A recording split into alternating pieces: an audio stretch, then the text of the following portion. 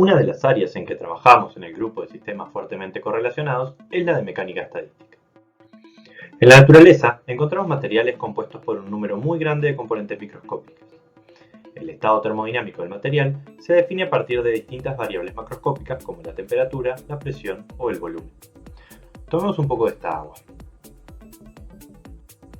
Al variar la temperatura, el comportamiento cualitativo de la sustancia puede cambiar drásticamente. Por ejemplo, si calentamos esta agua hasta que hierva, se vuelve vapor, o en cambio, si la enfriamos lo suficiente, se vuelve hielo.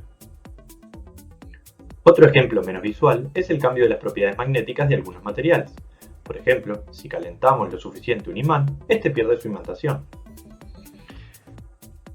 A estos diferentes comportamientos cualitativos de las sustancias se les conoce como fases.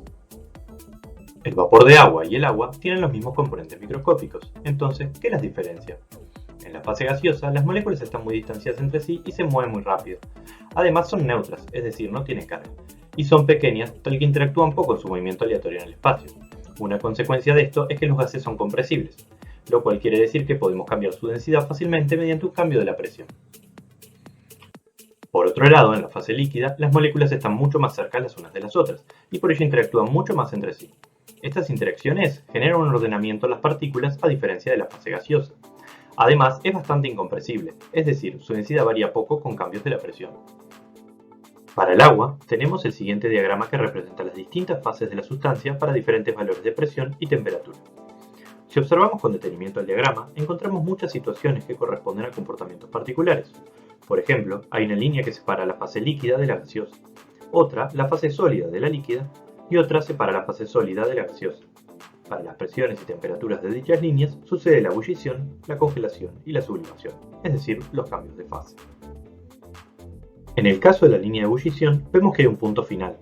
A este se lo conoce como punto crítico y marca lo que llamamos un fenómeno crítico. ¿Pero qué es un fenómeno crítico? Alrededor del punto crítico, las diferentes partes del sistema no se comportan de manera independiente. Esto implica que su tratamiento resulta difícil de abordar, pero también da lugar a varios fenómenos colectivos sorprendentes, como es el caso de la opalescencia crítica.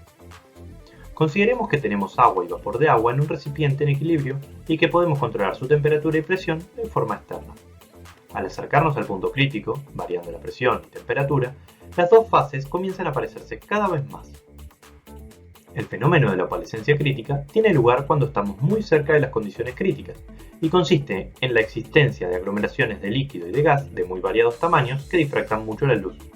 Como consecuencia de esto, el aspecto del agua crítica se vuelve neblinoso y no puede verse a través de esta.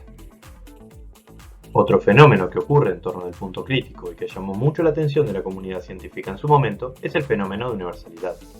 Esto quiere decir que hay propiedades cuyo comportamiento es idéntico sin importar si las moléculas de la sustancia son agua, nitrógeno u otra cosa. Y más aún, este conjunto de características universales son compartidos por sistemas que son en esencia muy diferentes. Por ejemplo, existen materiales magnéticos que presentan un punto crítico en su diagrama de fase y cuyo comportamiento microscópico es muy distinto al del agua, pero tienen comportamientos macroscópicos equivalentes. Esto quiere decir que existe un diccionario que relaciona cantidades de uno y otro material cuyo comportamiento es idéntico. Por ejemplo, la dependencia de la diferencia de densidades entre la fase líquida y gaseosa con respecto a la temperatura es la misma que la dependencia de la magnetización de algunos materiales magnéticos. Uno de los aportes más recientes de nuestro grupo de investigación en temas de mecánica estadística está relacionado a una controversia existente para una sustancia pura muy particular, el helio 4. Este material puede mantenerse líquido a unas muy bajas temperaturas, para presiones suficientemente bajas. Y en el entorno de los 2,2 Kelvin presenta un comportamiento crítico al transicionar a un estado muy particular, conocido como superfluido. En este material se pudo medir experimentalmente el comportamiento del calor específico con una gran precisión, lo cual permitió contrastarlo con la teoría. Pero para ello fue necesario realizar el experimento en un transbordador espacial para disminuir los efectos de la gravedad. Desde hace unas décadas existían predicciones teóricas con diferentes métodos, tanto en acuerdo como en desacuerdo con el experimento. Sin embargo, hacia finales del 2019 y comienzos del 2020, tanto nuestro grupo como grupos de otros países han producido resultados con 3 diferentes métodos que están en acuerdo entre sí. Esto sugiere algún tipo de problema con el experimento realizado a bordo del transbordador y que sería conveniente repetirlo.